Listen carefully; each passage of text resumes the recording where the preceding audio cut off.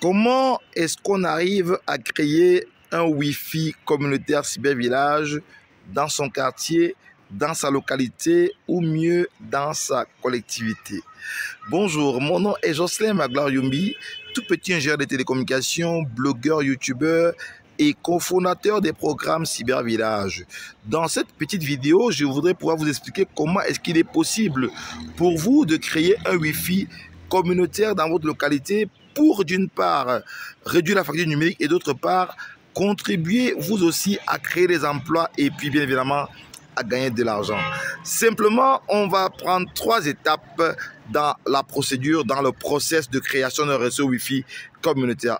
Dans un premier temps, vous devez trouver la meilleure solution pour ce qu'on appelle le backbone de votre réseau Wi-Fi communautaire. Le backbone, c'est l'accès à l'épine dorsale à Internet, c'est-à-dire l'opérateur historique de votre localité, de votre pays. Pour le cas du Cameroun, l'opérateur historique, c'est Camtel. Donc, vous devez chercher à trouver une solution d'accès à Internet illimité, ce qui vous permet avec des équipements appropriés, de pouvoir créer un réseau Wi-Fi communautaire et finalement de redistribuer la connexion Internet comme un détaillant. Donc vous achetez la connexion Internet en gros et vous la redistribuez comme un détaillant simplement à travers un Wi-Fi sur 1, 2 ou 3 km en fonction de ce que vous avez comme compétence pour réaliser votre réseau Wi-Fi. Alors, ayant trouvé le bon backbone pour réaliser votre Wi-Fi communautaire, vous devez faire le bon choix d'équipement de votre réseau Wi-Fi en 2. Donc, créez votre réseau Wi-Fi proprement dit en respectant les normes du Wi-Fi, c'est-à-dire de la norme 802.11, qui est une norme très mal connue, même par les ingénieurs en Afrique, mais qui fait des prouesses inimaginables.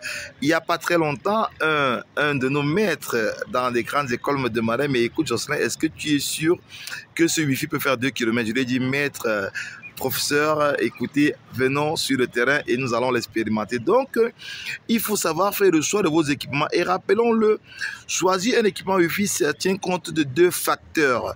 Il faut connaître le bon chipset de votre routeur Wi-Fi et puis les fonctionnalités. Avec ces 2 paramètres, vous pouvez réaliser des Wi-Fi inimaginables qui vont jusqu'à 2 et même plus 3 km. Voilà. Donc, après avoir choisi le bon backbone, il faut choisir les bons équipements pour réaliser votre réseau Wi-Fi.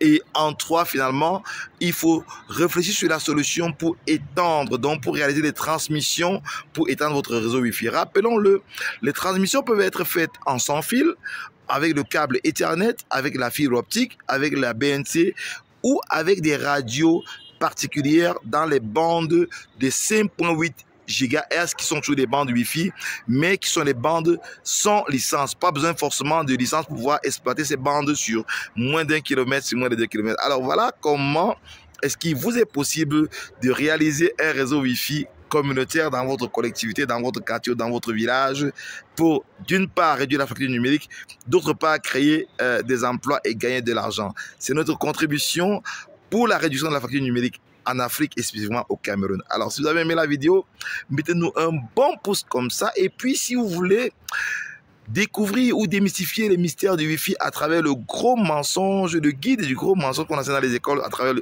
par rapport au Wi-Fi, téléchargez gratuitement notre guide en bas de cette vidéo. Et n'oubliez pas, partagez la vidéo si vous l'avez trouvée intéressante et mettez-nous un bon pouce. Quant à moi, je vous dis ciao, à très bientôt dans les aventures de Cybervillage. Bye bye.